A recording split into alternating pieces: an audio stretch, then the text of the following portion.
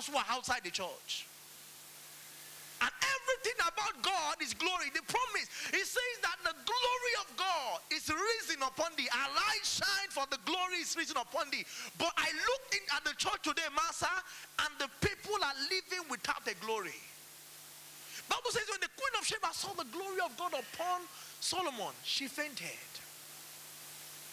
I was at a meeting recently, and people started coming out, oh, God has called me about 20 years ago into ministry, and, I've been blessed. God has been sending me to go out. And I looked at the person talking with tough sense of humility. I saw misery. Ladies and gentlemen, the reason I mention that is because Bible says Christ inside of you, the hope of glory. The glory that is inside of you must be reflected in your external body. Glory is glamour. Glory is wealth. Riches, all and honor. But the people in the church are living in misery. Job chapter 22, if you can please turn there very quickly. Job 22. If Daddy does it, I just need to touch about glory very shortly. Job 22, verse 23. Job 22:23.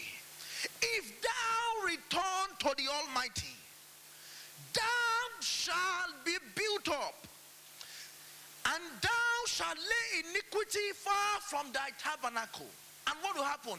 Then thou shalt lay up gold as dust, and the gold of Ophir as the stones of the brook. Yea, the Almighty shall be your defense. For then, look at verse 28, then you will decree a thing, and it will be established unto thee, and the light shall shine upon your ways. And when men are cast down, we shall say there's a lifting. But you know what we do in church? We only claim verse 28 and 29, and we refuse to read it from verse 23. We decree a thing, but most times it doesn't get established.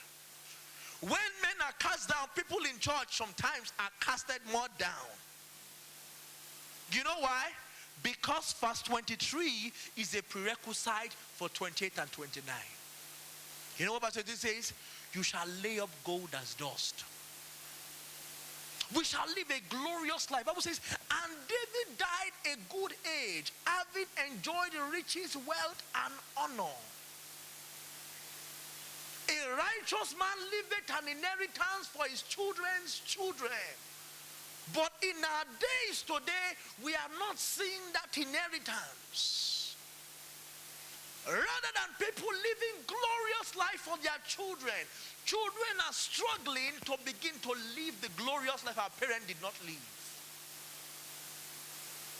The righteous shall inherit glory. It means that as righteous, as children of God, people have to see us. They have to see the car that you drive. They have to see the glory of God in everything around you. Your business has to show glory. Your school has to show glory. In your class, they have to see the glory of God over you. Arise, shine, for the glory of God is risen upon thee. As a result of the glory, we are meant to be shining, and let our light so shine that men may see our good works. We are not working. We just live life day by day. Go to school, go to your job, go back home, go to business, church services. He said, let men see your good works, and then God will be glorified. God derives glory in your work. Let your light so shine, and men see your good work and glorify God. But we are not working. Said I was going to round up with 7 things. Number